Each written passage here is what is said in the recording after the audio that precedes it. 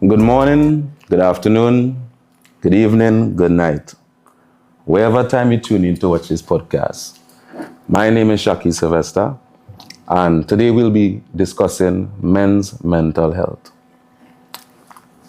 Allow me to introduce my panel. We have a forensic psychologist, Emmy Coley Green. Correct. Assemblyman and Secretary Keegan Dinoon, and our Chief Secretary, Honorable Farley Chavez Augustine. Fellas, today we want to have a conversation, and we really don't want to be stage stiff. You want to relax yourself and have a conversation about why men don't talk. You understand? So when you hear the word or the phrase mental health, what's the first thing comes to mind? Yes. Sure. I wouldn't call myself that, but lifelong learning. So I want to break it down as simply as possible. Now, we all have organ systems in our bodies. You have your circulatory system, you have your nervous system, you have your digestive system, etc. Well, interestingly enough, our minds also have different functional systems. For instance, there's a cognitive system which controls how we think, the metacognitive system, and that looks at our behaviors and it stops us from doing things as the case may be. Now, if you were to break your foot, for example, you would have affected your skeletal system. Of course, that does not mean it should be something that you're ashamed of, all right?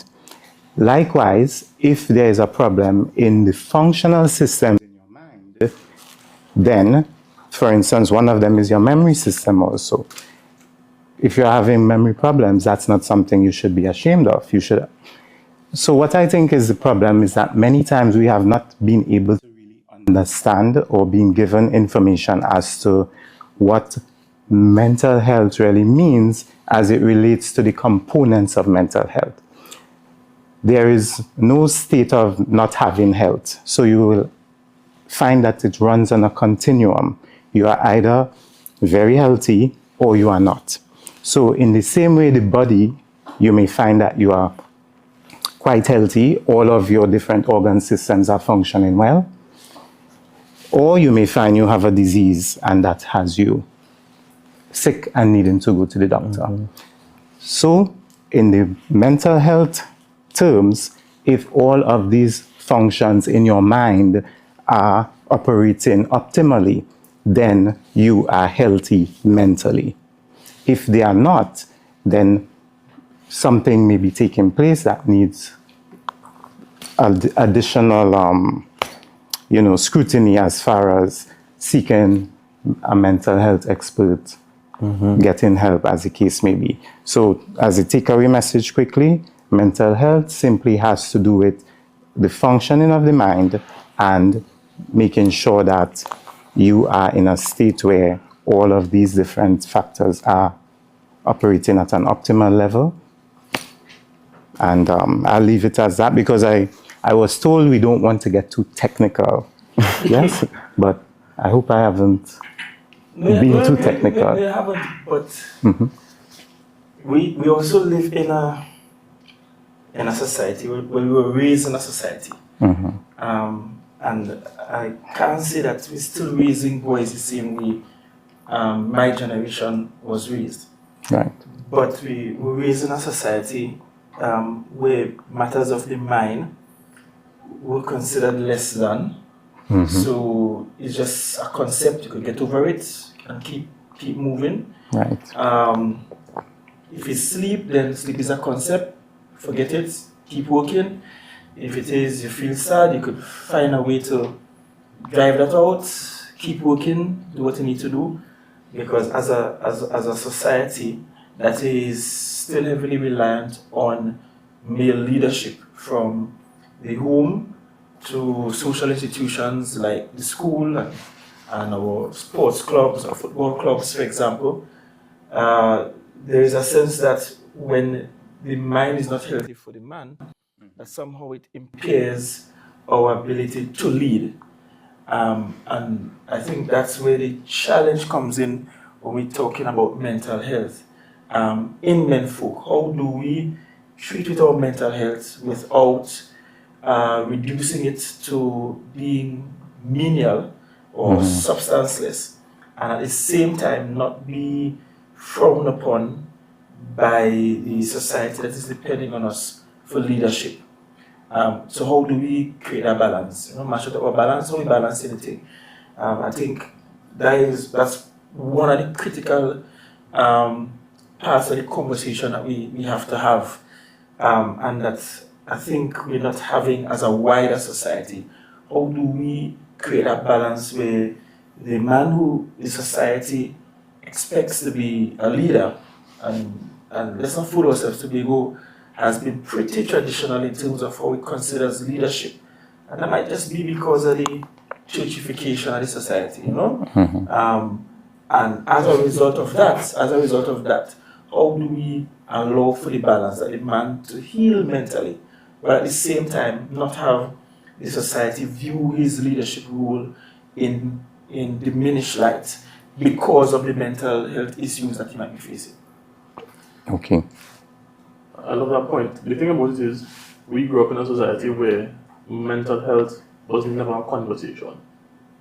Correct. That's Correct. It was a taboo, but now we are getting some information on it. It's more of a conversation now. But before, you would see someone, you could tell now that they are mentally challenged, but before you would say somebody do them. It's obvious. It's obvious. And that was based on the limited information available. But thankfully, with persons like Dr. Alina Williams and her team, we are now in a better position to understand. But the thing is, society is still treating mental health like a taboo conversation. Nobody wants to accept that they have mental health challenges. But it's more taboo for men. It is more taboo for men. It's okay for women to have these mental breakdown and to crash out, as we say. Right. But I don't know that we're not society become a soft man. Correct. And women don't want no soft man. Like true. And so that takes into a whole different conversation altogether. Yeah, right. So is how do we not lose our boys? You understand? We may have lost some adults already, and it's difficult to teach old dogs new tricks. Right. But the generation that we expect to take over from us and to lead, that we're now teaching us now in our school systems, how do we give them space to treat with mental health issues and not feel like their masculinity is in jeopardy because they have a mental health issue? Right. I believe one of the greatest challenges is a number of persons still don't know what is mental health. And so they are unable to identify when someone is having mental health challenges, when someone is experiencing severe depression, severe anxiety, because the balance is out of sync. The psychological, the social, the emotional balance is not in sync. But in order for us to be able to identify, help, and to treat these young men, we must first educate them on what mental health is, so that they are able to identify, and not even identify, but sometimes self-diagnose that you have a problem. And when you have a problem, provide the opportunities for them to have someone to sit and have a conversation with, to know that it's not something that they have to hide and sort out by themselves. It is something that a number of persons experience. And that is help. And that is help. True, And right. that you're not alone.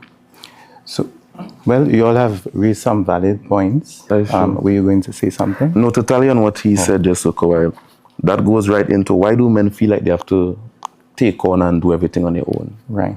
All their Well- problems. Because who else? I mean, If You see? you would do it. Who else? that is the thing. Alright, so now I am no expert on mental health, and I certainly don't want anybody watching this podcast to feel that my habits are really the textbook habits that ought to be used by men folk in terms of treating with mental health. Right. As I spoke about balance, because on one hand, you want the human being to be able to treat with all the stresses of life, recover from it, and be able to still live and lead healthy lives, right? We are learning now, well, at least I am learning now, that poor mental health can have other impacts on your physical health, Yes. especially when the cortisol levels are high and you're not managing it and so on. Yes. There are noticeable impacts on your physical health. Yes. And maybe many of our men folks, did not live long because they had poor mental health and poor management of mental health issues.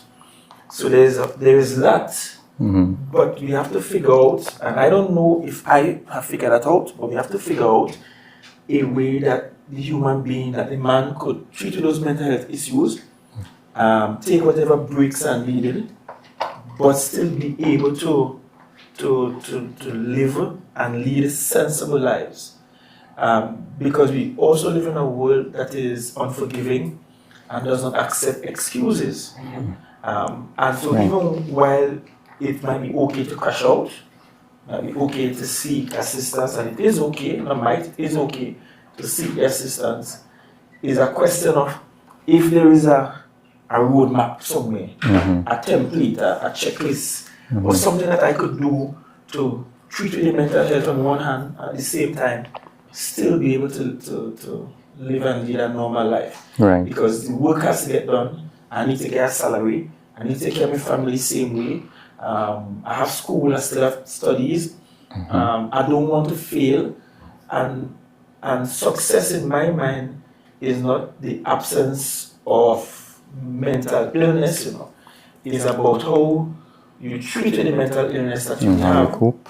and find appropriate coping mechanisms, and still be able to achieve the results or to get productivity out of what you're doing in your life. So it's how we create that balance, I think, is important. But the truth is, us men folk is not as easy as just showing up at work one day and saying, I feel too good, or calling your boss and say, I'm having a mental breakdown, I need a mental day. Because even while they're having the mental day and all of that, the world is still churning. Millions are being made out there.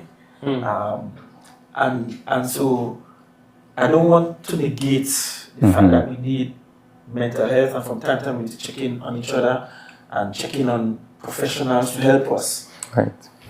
In the same way you will if you broke your leg, to use the example you use, or you eventually develop some disease like diabetes or hypertension. You still go to the doctor, but you still have to show up and work.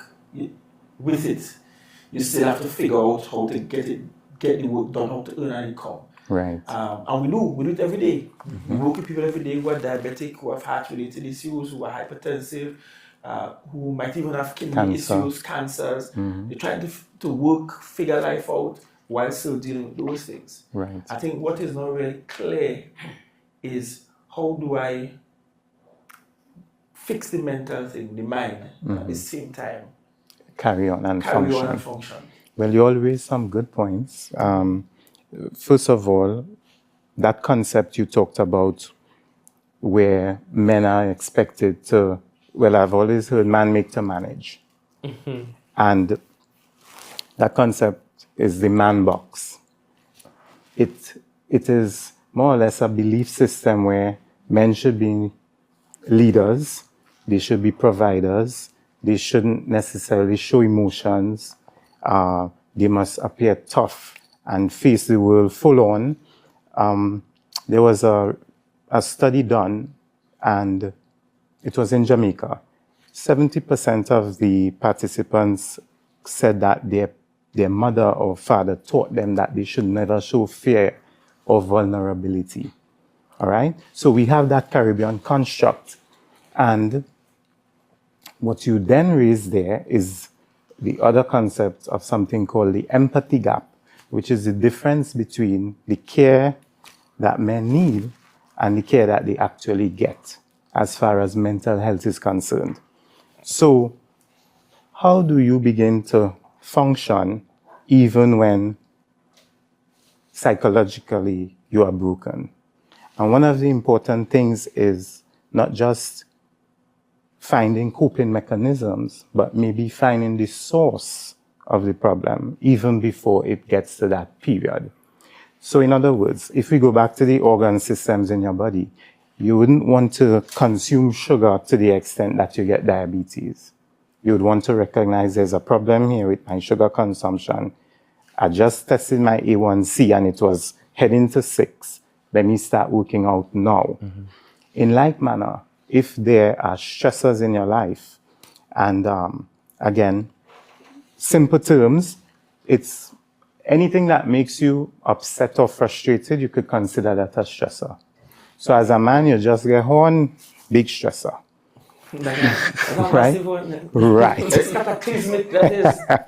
I believe that's true. Yeah. Yes, especially in our culture, right? Or you got fired from your job, that's a stressor. That's a big one. So the thing about it is learning to limit stressors in the first place as best as possible. You mean I prevented one? Well, you prevent one by taking care of the lady. I don't prevent one. You bring flowers. From experience, brother. You bring flowers, you treat her well, and you pay her attention, and hopefully you don't get harmed. But the point is, whether or not, if you do, how do you deal with that to the point where it doesn't lead you to becoming depressed or violent Or suicidal. Right? So yes, we are expected, that whole man box concept, we are expected to be the leaders, to be strong, to lack vulnerability. But at the same time, we have to now recognize that this is not the right way. We were socialized in a manner that is not conducive to a healthy mental state. And as such, as you said, we have to invest in the youth. We have to start training them from young to understand that if a boy falls and he cries, it's okay. Parents have to learn to tell their young men, if you approach a girl and she doesn't like you, it's okay to be rejected, to feel rejected. That unless we start looking at things like that, from that perspective, we will forever perpetuate this cycle. So if you are stressed out, I know you have a heavy portfolio, and you recognize, well, okay, not a mental day would not even help, because on the one hand, I still have to come back to the work that is there to be done, and it keeps piling up. The thing is, there are many different coping mechanisms, as we said, and number two, systems that you could put in place so that things don't pile up in the first place. Trying preventative measures. But as far as the coping mechanisms you could use, for instance, exercise, that's something that definitely helps. It may sound simple, but it does. Sometimes simply taking a time out and breathing, learning to do relaxation exercises, learning to meditate. And we pray a lot in Trinidad and Tobago. So having that belief in a higher power is also very helpful in giving you that fortitude, that strength to What deal about with those these situations. What about those probably like Shakire who might burn a spliff or drink some alcohol? Those are good coping mechanisms or not? They are. Well, They have the potential. Go that direction. They have the potential to actually lead to substance disorders, and I would, from my perspective, when marijuana was decriminalized, I questioned, okay, while it may sound good at the beginning, are there sufficient mental health facilities that are going to be available for those persons who have some vulnerability that will lead to their they're developing a mental disorder. So I have two cousins who literally have more or less blown their minds. Drug-induced psychosis. Yeah. From marijuana? Not just psychosis, but from smoking marijuana. And I also Marijuana believe, alone? I don't know, I wasn't there. I wasn't there. But then there's the position where people do put something else in the marijuana But and give you. it's a valid point in causes that if the problems. coping mechanism is not in and of itself a healthy option or a healthy alternative to the stress, then you could find yourself becoming addicted to something that is in itself not healthy. Correct. So even as men, as we search for coping mechanisms, alternatives, which I just simplifying as alternatives to the stress, the things that take your mind away from the stress, that helps you realize at the end of the world that you're living to fight another day. So I figure it out today, I can figure it out tomorrow. It's okay. Yes, I'm sad about it today, I'm frustrated today, but this helps me to relax, calm, think about it. If you're not careful about what those coping mechanisms are, you could find yourself picking up a habit that may not be altogether healthy. And not just physically healthy, but socially healthy too. Because we don't live by ourselves. We live in relationships, whether it's in a home with parents, whether it's with a spouse, whether it's an extended family. We live for relationships and within relationships. So we have to also ensure that the coping mechanism is healthy on all fronts, so that we don't run ourselves into problem too. Yeah. The thing about it is, especially piggybacking on what he spoke about as the little boy falling down, men are socialized differently. From a tender age, you are taught not to cry, not to share, to do everything by and for yourself because you are a man. And man means that you have to do what you have to do, whether you are in a good state or not. Women, on the other hand, have been socialized to go to their parents and talk about the things that they're going through. If they fall down, their father and their mother would come and take care of them and so forth and rub them until they stop crying. We also have a society where young women have groups. So if they're going through problems, they're in the group chat and they're talking about how they feel, if the man giving them headache and whatever. A man, on the other hand, would bottle up his emotions and deal with it. Because that is how you are socialized and that is how you are taught. You are taught that what it means to be a man means that you will deal with your own problems by yourself.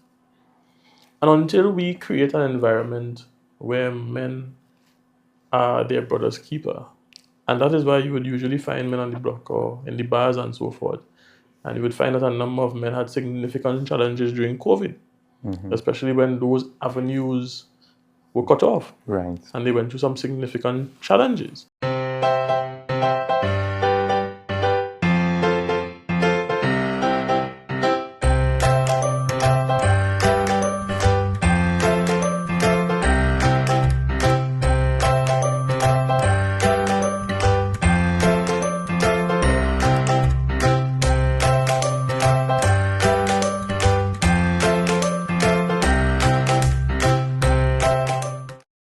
Save conversation, you go on the block, the most you talk about is girl who's sexing who, and you get weed and alcohol, and you enjoy a life. Or maybe not World Cup happening now, we talk football or sports in general, but think about how you introducing that conversation among the people that live on the block. The point is there aren't spaces, or at least the spaces that women go to don't really provide that avenue. Our women folk, they are outnumbering us in church, so there's a kind of sisterhood there among themselves. They attend the prayer meetings more than we do, so at least they get to pray and so on. They are the ones attending the PTA more than the fathers.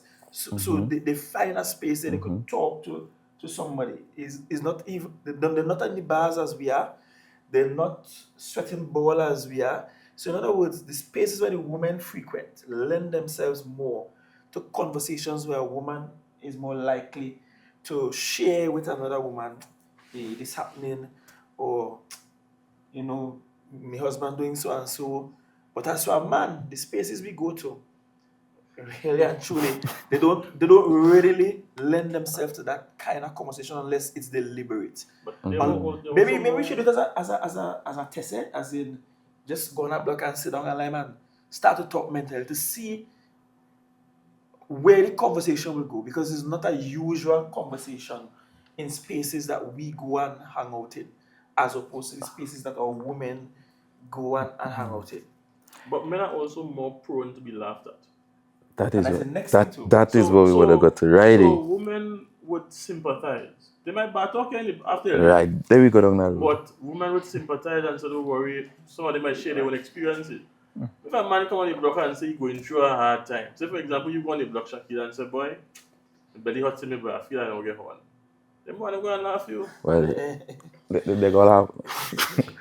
Them boy, No, they're no. gonna See, when a man might be right there. You want a man might be on the block? And that is the next thing. That is the embarrassing part. I think that is why men don't want to talk. Because they're That's the shame. embarrassment. Yeah, that's the embarrassing Yeah. part. Nobody like to get on. Think about this. If a man goes to the station and say, you man beat it, Either, what is going to happen? He might get What's chased the- out. What's the response? And I don't want to knock police, but uh-huh. but our policing system tends to ignore what they consider to be conflicts within the home, domicile within the home, because there's a concept of it's in the house, it's not in the public, so it's private. not really a matter for public criminal law. Unlike other jurisdictions where if it happens there, the police there in a jiffy. Here, police would take inordinately long to respond to matters that occur within the household. So they take long when a woman complains. True. Right? When a woman call the police. Much more when you a man call the police and say, come on, my wife being violent, my woman being violent. She pelting bottles, she breaking up the place, she cussing, she come and police go watch you and say, well, me ain't get a car for that. They look into rob ATM, you want me to come by you of all the things I had to do. You understand? Because the police going to prioritize what they see as Yeah, higher risk crimes. Mm-hmm. But I think as a society, and there's a role for our judicial and our police system, we have to start to prioritize issues, conflict that arise out of mental health issues, that arise in the home, that arise in intimate spaces.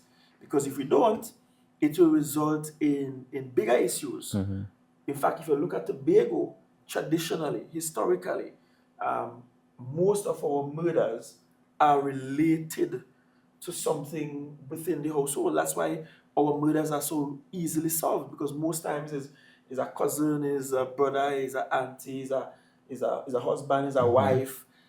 Check it out. Historically, a lot of our murders stem from conflicts within the home. It's only now that people were stripping this with 6 and 7 and that nonsense. That wasn't a big thing. That's a current thing. That's not traditional to us. Right. So we have a history on the island where we have had our mental health breakdowns lead to conflict that result even in murder, and still we haven't really taken it as seriously as we should, or at least we don't know how to.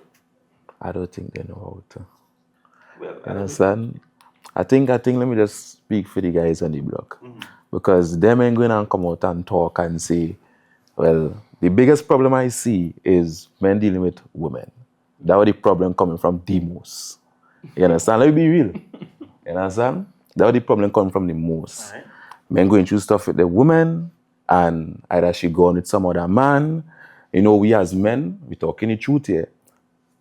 We seen the action and everything within the horn. You understand? These are things we see, why we just burn with the most. So we ain't coming out and tell our brethren, again horn.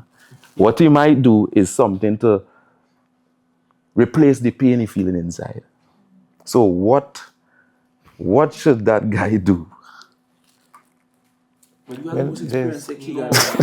So, I think Just for the record, I never Excuse me. got to the one. If I get one, I didn't know. Right? So- Just for the record. no, well, Oh my no. God. The same thing is, I think generally, all kicks aside, we might have to untaboo, I don't know if that's a word, demystify some of the things we have, some of the challenges that we have historically faced with that plague men. I mean, you Right. mentioned Horning as a big contributor. It's not the only one. Men have mental breakdown when they can't earn, when the job and really working out for them Yes. as well. They have financial issues. When they have other health issues, it causes that sometimes it's conflict in the home, especially regarding whether you could live in, especially in extended households in Tobago, where you could still live in the house, where that sister wanted to leave or get put out and or mommy they're died fighting and for mommy land. fighting for land. You know, we know the usual thing. So it's not even just holding alone. Yeah. Is that, but for men, it's really about how we create the right spaces for the conversations, and how we remove the sense of shame from around it. That I mean, you have to tell you will your business, but it's okay to not feel okay, kind of thing. I've been wondering whether or not and there's me as chief secretary, wondering whether or not our health centers that are physically based in communities, what can we use those spaces for after 3 o'clock in the day when they close, when the actual clinic has ended. Those spaces we could use to now just have a counselor there for anybody in the community to just walk in off the street and get access. Okay. And how can we provide access and confidentiality at the same time? Because there's a big one of the reasons why we don't usually go for help. The fear that if I talk to somebody, the world know we business. You know, that is a real fear, because we live in a very small island where everybody related to everybody. I sure you know somebody in my family that you didn't even realize was in my family, and vice versa. That's Tobago. The family sizes are larger than our village sizes. So how do we provide safe spaces? How do we provide the confidentiality in those safe spaces? And how do we provide practical, pragmatic solutions, things that people could actually do that will help. And I don't know that we could comfortably say that once upon a time our fathers and grandfathers and great grandfathers had it right, because I don't know if they did. It's a good thing you mentioned that. Had it all locked and so on when this thing of mental health. So I don't know if we have a historical basis that we could depend on and say, well, at one time we used to get it right, so we go back to that. It's something that's new that we have to figure out today. If I may interject, as far as the history is concerned, we came from slavery. We came from colonialism.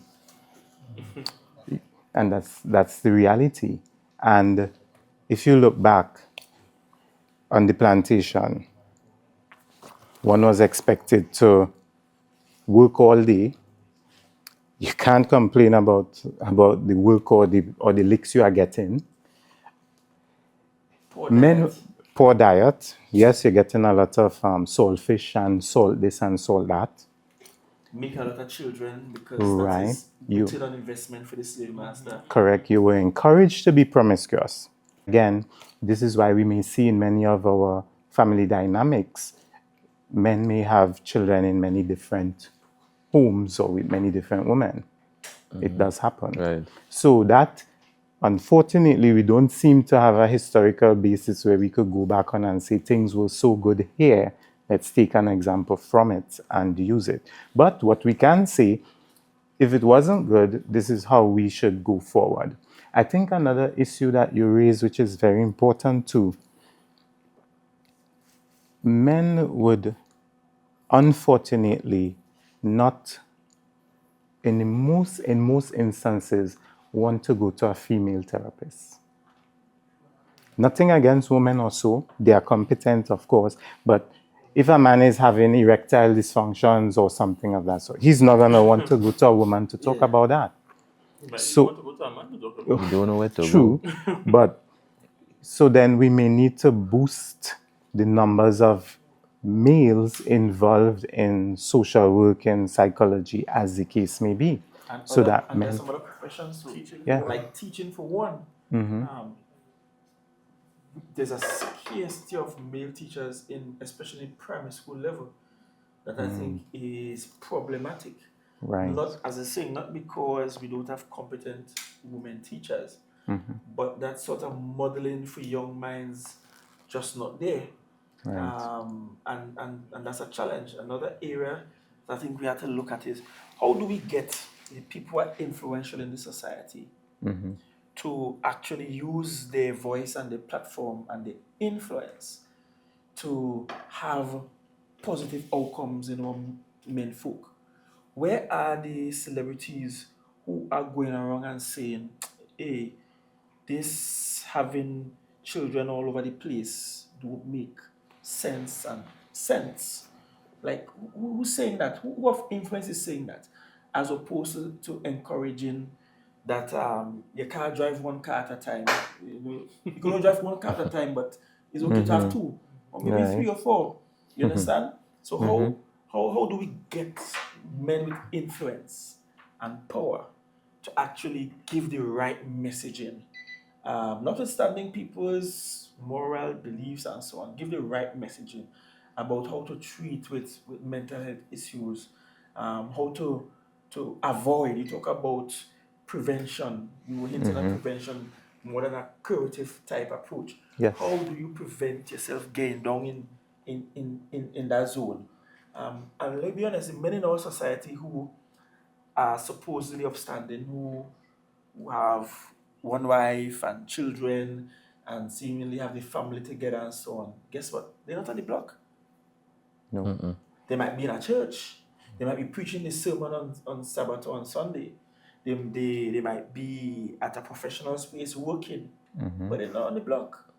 They're not there giving a different perspective to those who out there liming or sweating ball. They're not there.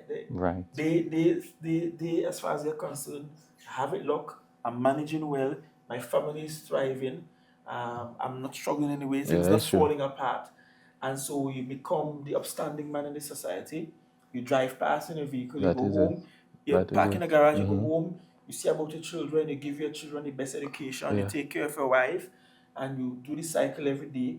But those men who seemingly actually have it right, they are not in the spaces that need their influence most either. So not even just the celebrities among us who are not really talking about this or using their influence positively on this. True. But the men in our actual villages who actually doing the right things, they are not in the spaces to share their experiences among the men who really need to hear those experiences. And there might be a challenge for those of us who are here, to perhaps now and again step out of the mold and go in spaces that you're not accustomed to. I mean, you may not go to the bar to drink rum, but buy a drinks in, buy a bottle of water, sit down and line with them a little bit, because I think there is the absence of alternatives being presented in those spaces.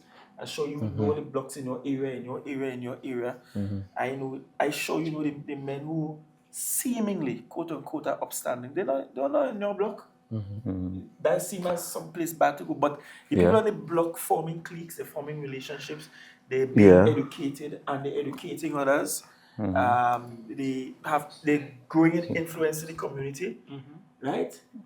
But there is no diversity there on the block except everybody there with one mindset going down a road that may not necessarily be positive. Right. But the thing about it is, men who are going through challenges don't share that they're going through challenges. And they put on a front, especially on the block. But where do you share you have a challenge? Where? Yes. No, okay, let me give you an example of a personal experience I had recently. There's a guy in my district who has 4 different children with 4 different women. And he is what you call one of the leaders on the block. Right? He can influence the boys over, he said to do them, boy, and them go do. And then I look up to him. But when he and I have personal conversations, he will tell you that he have it hard because he had to pay for maintenance, he hasn't seen his salary, But when you leave the house and you come out with a big gold chain and Jordans and things, so that's what the boys and them see as, yeah, but that is probably something good to look up to. But it's only, as you rightfully say, when you go into the environment and have the real conversation. And sometimes the best conversation is to work it out in dollar and cents. If you have 4 children in one household, you could have a clothes handed down, you could buy one grocery, One pack of milk, make one mug of milk, one mug of tea, Hey. one pack of milk, one pack of Milo. Boy, when they have 4 different... One bread. One loaf of bread when you have 4 different children, 4 different baby mothers, 4 different households. That is the home economics not working out. right? Yeah. It's poor home economics. Well, everybody else will thrive except the man. Well, yeah. We still have a problem. You still have a problem. And then there's a Yes. mental health issue because he's taught that his job is to provide. He Yes. must provide. If he don't provide, and even the courts, right? They put you in jail. The court is more likely to look with less favor on the man than the woman. How often you hear the court does demand that women pay child support? And we know we do. Of recent, no. And I know we do have some worthless mothers out there, right? Some. But I don't know that the courts treat with women In the same way. in the same sort of vigor as they do with men. That's because true. the assumption is that it is the man's job to protect. And I'm not denying that is not a right thing. Once you have a child as a man, you have a duty to take care of a child. So I'm not negating that at all. I'm saying that the assumption, even in our court system, is that it's primarily the father's job To take care of the take children. care in terms of finances and the provision of resources. And it's a woman's job to take care of the nurturing. Yeah. That's just how the society is set up. What we're asking to do is to really disrupt the space. And to disrupt the space to the extent where there is equity, and where among men there is some kind of brotherhood and sharing of information. Unfortunately, women got there to that point before us. They realized the world was a man's world and uneven to them, so they find all kind of women's group and women's arm and women's everything. And they go, a political party will more likely have a woman's arm but not a man's arm. Your church will have a much more active women's ministry sometimes than a men's ministry. Not in all churches, but sometimes in some churches you will find that. In fact, women's ministry started before men's ministry actually became a thing. Right. So in other words, we are late to the draw on some of these methods that our women have been utilizing to save themselves. And I think at the end of the day, Shaquille, is a conversation about life and death. Yeah, it is. About life and death. Because even if it doesn't lead to one cutting short their own life, even if you're not cutting short your own life, there is, as I said, measurable impacts on your physical health if your mental health is not optimal. Correct. And well, first of all, I would say you may have been discussing the birth of a mentorship program where men can be identified in the communities who, as you say, are upstanding, and they are called upon to mentor the younger men. That could be something that we could look into from a policy perspective. Yeah, that's something that we could do. Because we have had so-called men programs, but I don't think it has gone far enough in terms of mentorship. And mentorship goes in so many ways. So many of our young men are without sufficient skills, practical life skills even, that well and truly they need someone to kind of father them. Yeah. That is it. And there's a saying that the boy is the father of the man. In other words, what is inculcated, what becomes habit as a boy often trumps all the things you will learn as a man, all the skills you will try to learn as a man. So it has to start from pretty young, or we will lose them. And then there's another thing I want to bring into the conversation, Shakil, which is, at least in my generation, we also had the benefit of going outside.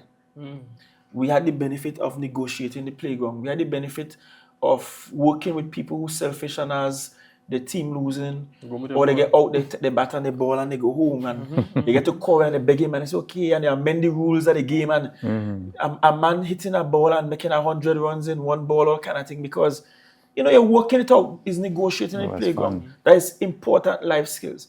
We're at a point now where the generation after us, my daughter and those in that generation, they are very much tech savvy.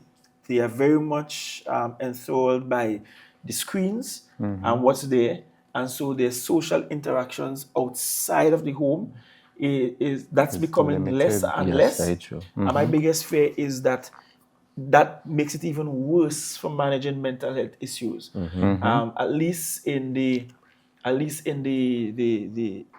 our generation, there might be a chance that you pick up some skills while you interact outside. Because there was no TV inside, you're outside, you're playing.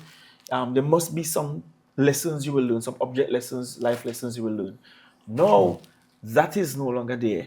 Everybody behind screens, everybody locked away in their rooms, every room in the house have a television, the children watching their own show, mommy watching hers, daddy watching his, everybody consumed by whatever is produced for screen, and nobody talking to each other, nobody taking time to find out what might be going on with each other, and then we miss some critical pieces of information that the family in of itself could help mitigate against Mental illness and so mental on. illness and so on. Yeah. Yes, definitely. He would have spoken to something very important about the male mentorship aspect. Right. So, say for example, before I got into office, we did a test run of partnering with women organizations and also looking to partner with male organizations. The list of women organizations was so extensive that there were so many to choose from. But when it came to organizations that supported and represented men, it was very limited and hard to find. And so there's a Women's Day agenda and of the girl child and so forth. When it comes to the Day of the Boy Child or International Men's Day, we don't have an International Men's Day, which is November the 19th. Internationally, it's known as the Day of the Toilet. And so it speaks to, we have to come to that point, we may have to lead the charge as a Tobago House of Assembly in providing opportunities for young men. You have to lead the charge. No, we are leading the charge. On the November the 19th, we'll see the launch of it. Yeah. But we are leading the charge of that already.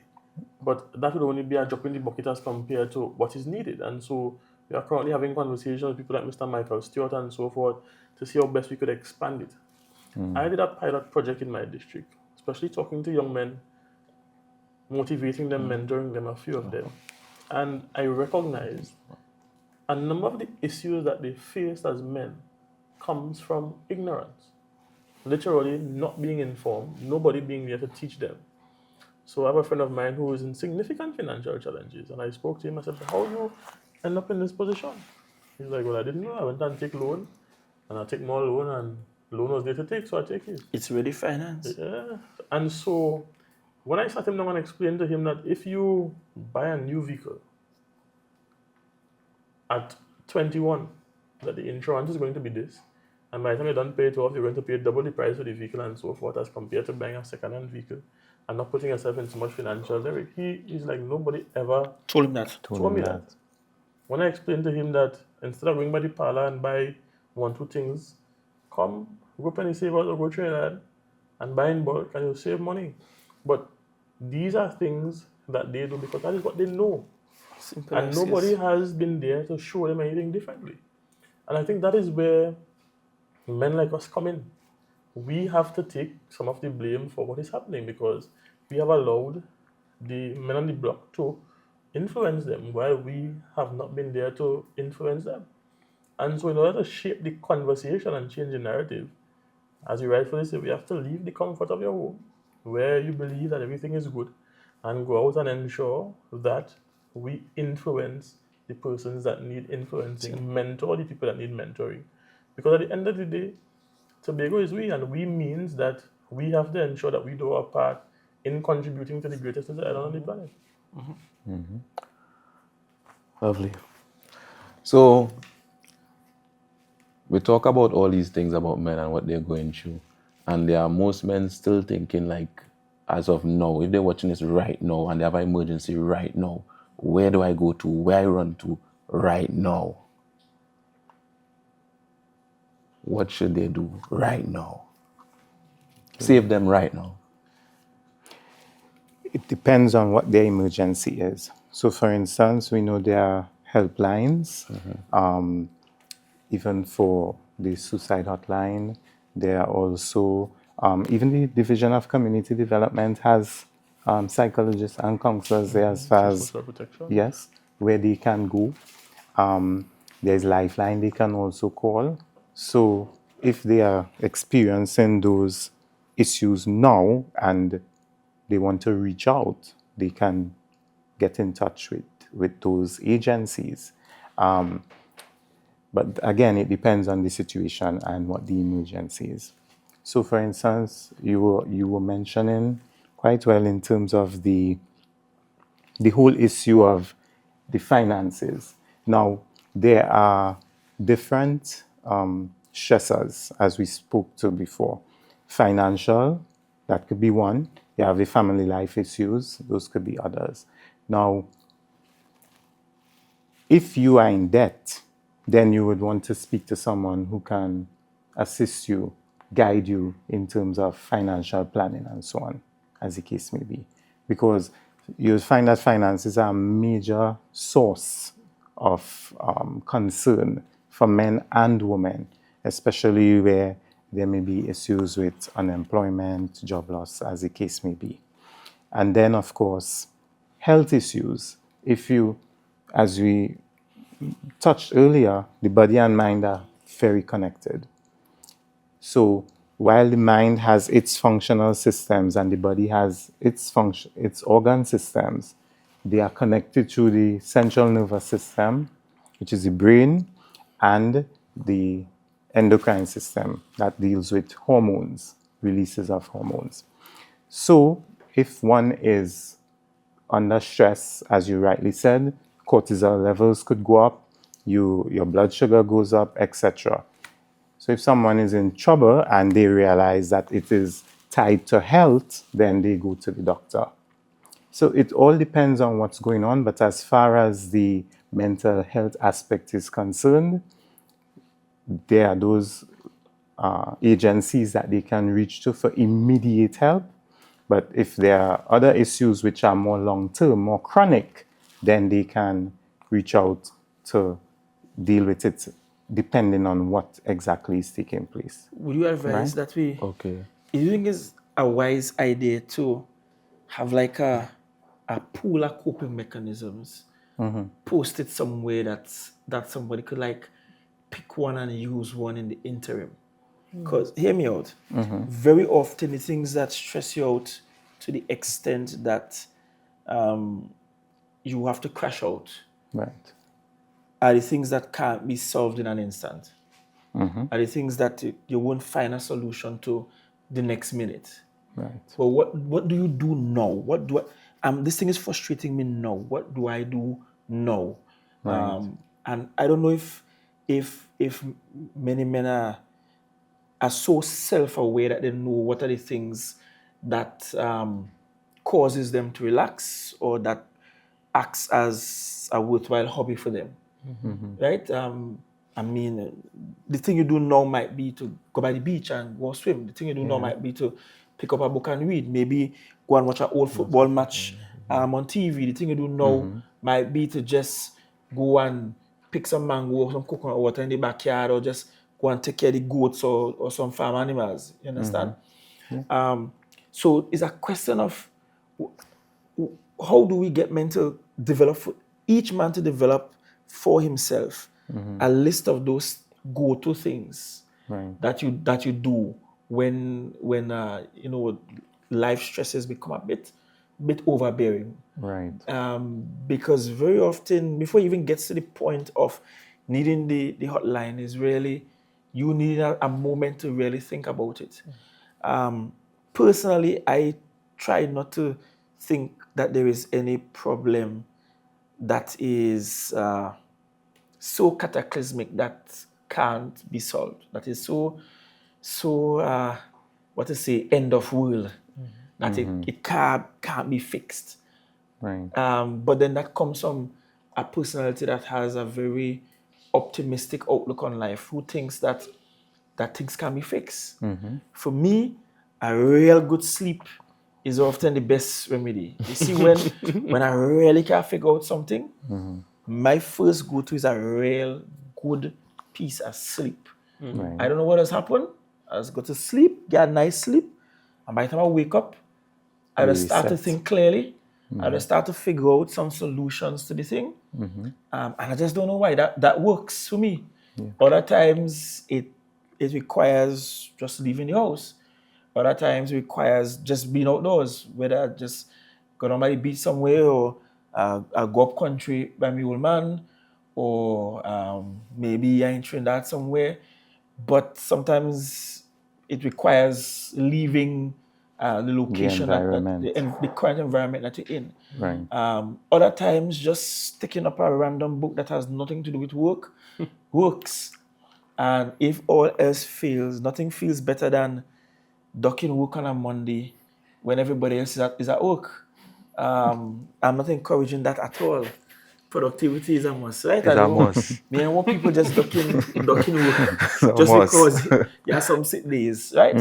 But I much rather somebody take a day off from work than show up to work hard every day, refuse to take a day off, and then their life ends because they were unable to treat with a matter.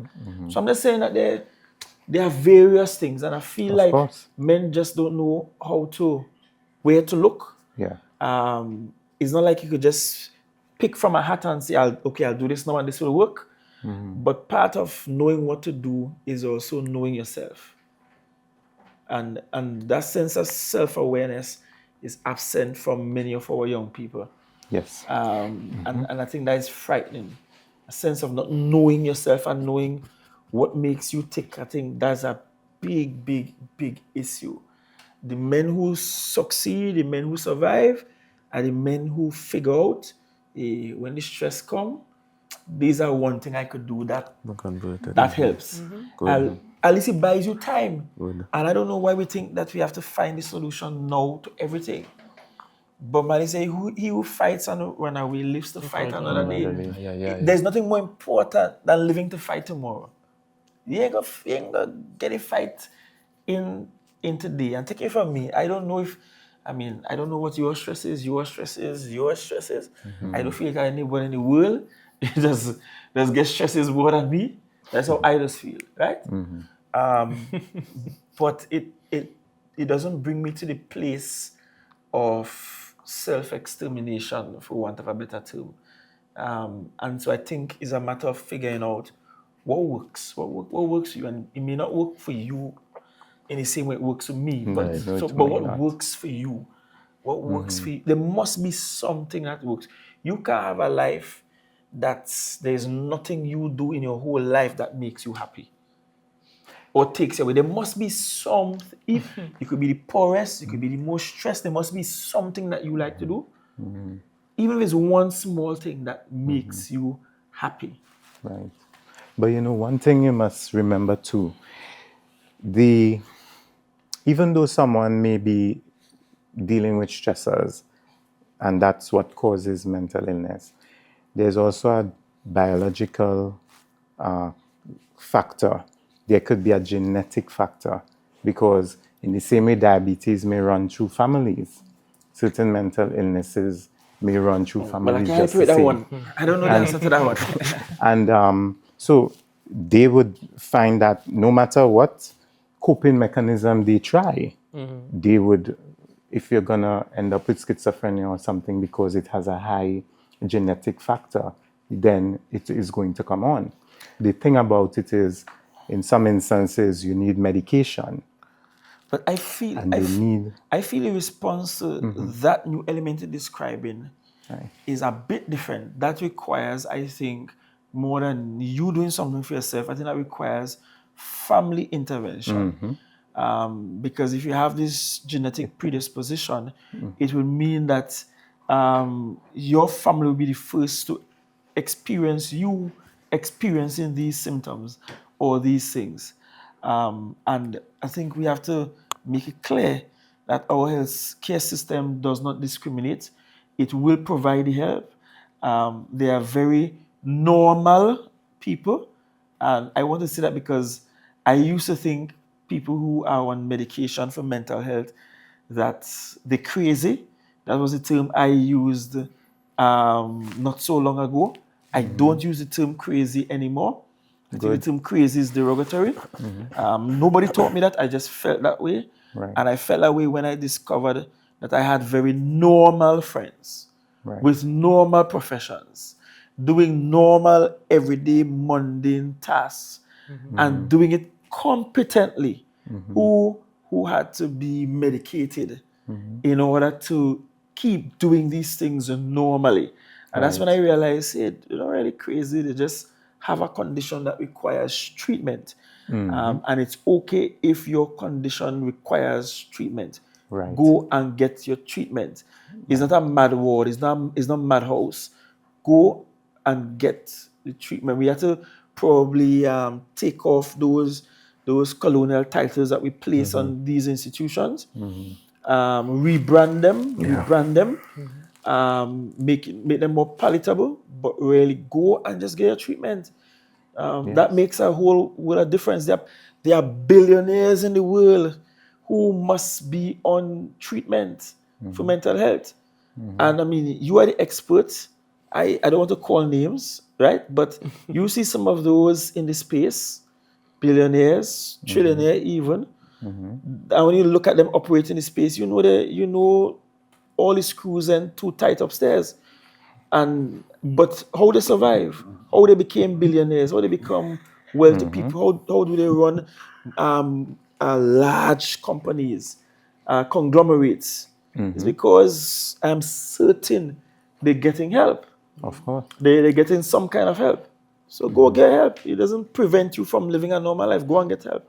What is important that you would have mentioned was that the only time your perspective changed was when you recognized that there were people around you That I know. that you knew. That I did not realize for a long time that they were on meds. So it speaks to the importance of us educating the men in the society. Not only men, but educating the entire society as it pertains to mental health illnesses and mental health wellness. Do you think a campaign, in the earlies, when I was in high school and HIV was a thing, it is still a thing. It is still a thing. We had people who were HIV positive coming to lecture to us, to tell us, look, I'm HIV positive and all of those things. And it helped to break down the barriers. Do you think it would be worth our while to have people who are actively being treated but living normal lives, publicly saying so, will help to remove the myths and the stigma surrounding it? Or do you think it's too risky for those individuals? Think society not ready yet for that? It would help, but it is where you're going to find those individuals who are willing to come and share their story. Because, say for example, if I am the manager of a company, I don't want to come and share with the general public that I'm going through mental health illness, because now, if I'm having a bad day at the office, the staff will say, well, they know you look your papers. And your stocks might start to drop if you're a publicly traded company. And people will have the confidence that they have in you now may dwindle at the first slight instance. It's a difficult thing to... It's a difficult thing to do public education. I will admit that. Yeah, it depends on if the individual is willing to. That's where it would have to lie, because of course, health information is confidential.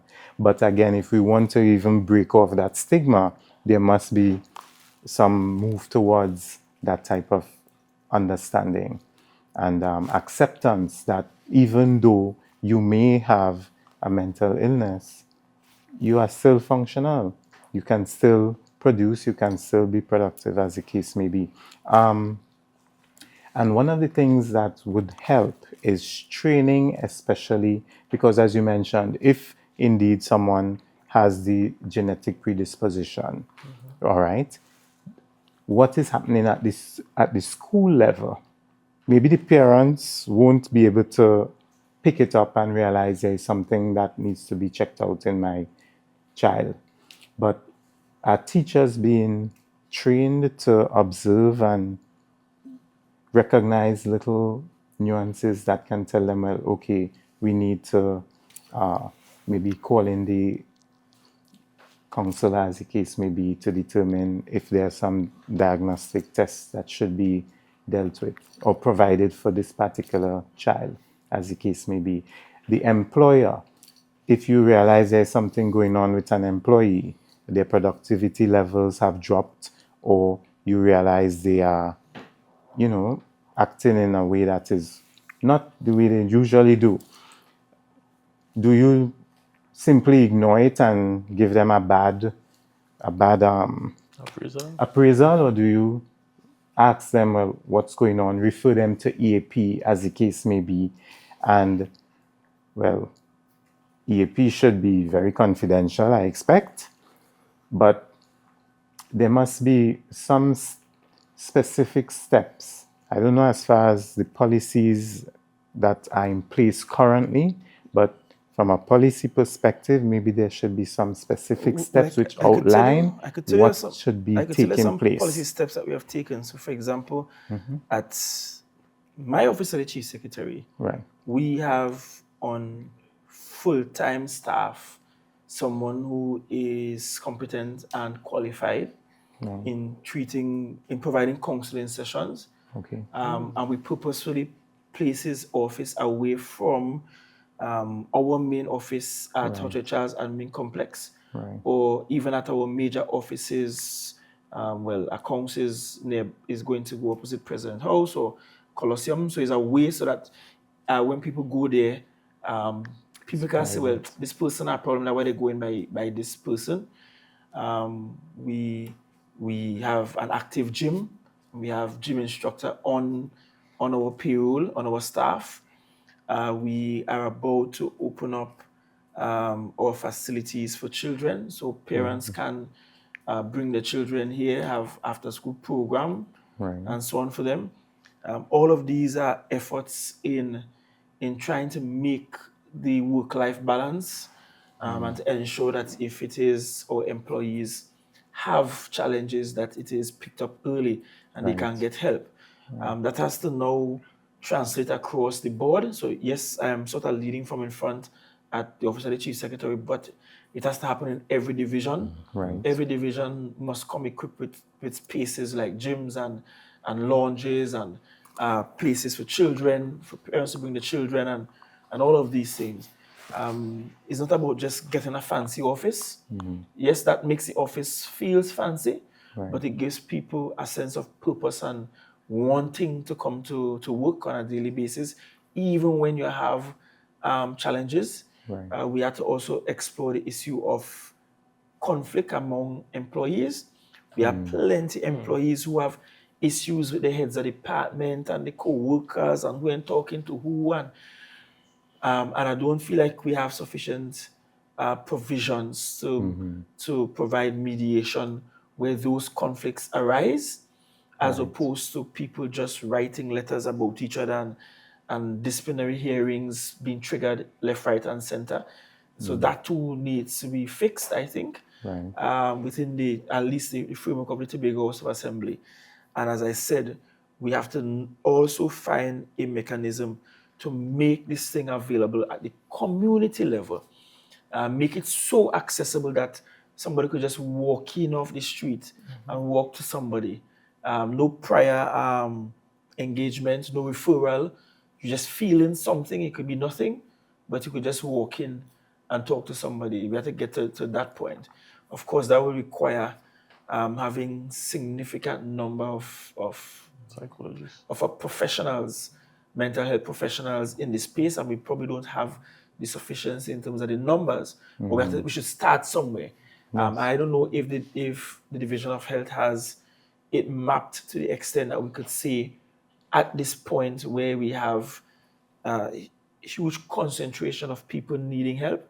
Because if we have a shortage in terms of professionals, we should start in the areas that are that has the greatest need. So I don't know if we have that kind of data. Not to stigmatize any village per se, but there may be things happening in particular communities that predisposes someone in that community more to mental health challenges. And the science and the research is there. You could look at correlation between things like poverty, violence, even religion, and the impact on mental health, and that should give us some indications of where we should start. I'm saying we don't have a perfect system. We don't have all of the assets and resources available, but I don't think we should wait until we have it all to start. I think we should just start with what we have and push as far as we can, because for every life saved is one worth saving. I think that's my principle. Agreed. Good. Right, so this is a lot of information to take in. As we're about to wrap up, people, very, very short, what message can you put out there, starting from a psychologist and coming to a chief? Short and sweet to the men out there deal with mental issues right now. So there is nothing to be ashamed of as far as having a mental illness is concerned. It is simply a situation where one of the systems that functions in the mind may need to be assessed, and there is always a point where one can get help. All right. One thing you mentioned, if there was a place that we could put information, as the case may be, it is I had developed some infographics which provide basic information about what mental health is, how one can deal with different issues such as anger and violence, etc. And I would be happy to find some way that those can be placed on a website, as the case may be. But takeaway message, it's mental health is nothing to be ashamed of, simply a breakdown of a system, and it can be fixed. Right, Mr. Denoon. My message would be never be afraid to seek help. Your mental health is like a vehicle. Some days you might be able to fix it for yourself. Like a flat tire, you might be able to fix that for yourself, but other days you may need an entire engine overhaul, and that you have to go and see a mechanic for. In the same way, there are days where you can fix your own problems for yourself, and other days it may be so bad that you have to see someone who is trained in that profession to be able to assist you along the way. So know yourself, learn what you can solve, and learn what you need help solving. But at the end of the day, know that there are opportunities available for you through the Division of Health to access the help that you need. My takeaway, man, all of we have problems. All of we have problems to fix. All of we have mental health issues to treat with. All of we at some point have to figure out this thing called life.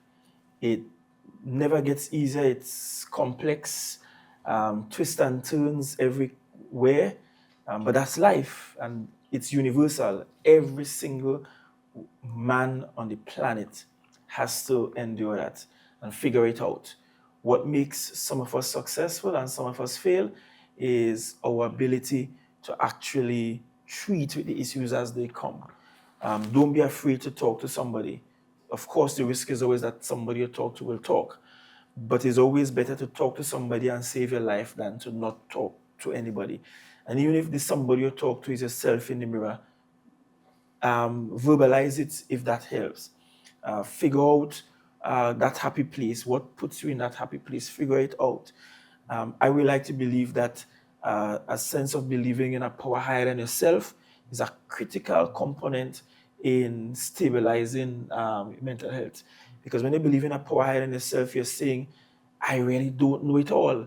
And that there is some being bigger than me who will help me figure it out when I can't figure it out. But know that there is help out here for you. There are places that help. There are telephone lines you could call. There are websites you could check. I'm certain that there are friends you could check. There are social institutions you could check into. but check somebody, because at the end of the day, problems they fall away. That is life. Life is a constant battle to fix problems. Don't take it personal. It's never personal. It's nothing about you why it's happening. It's not because you're unlucky why it's happening. It's not because they obey you why it's happening. You might have that too, but that is not why it's happening. It's just life happening. And life is as imperfect as it gets. Right. As beautiful as it is imperfect. So let's figure it out. You have help. Help is available. And just as we have openly spoken about issues that other men will be shy about, nothing to be shy or ashamed of. Let me keep the conversation going. Because in keeping the conversation going, we will remove all the taboos and save lives. Lovely. Yes. So you heard it from our panel. So I want to say thanks to everybody who came out today, our lovely audience, especially people at home. I want to say thanks for viewing today's podcast on men's mental health.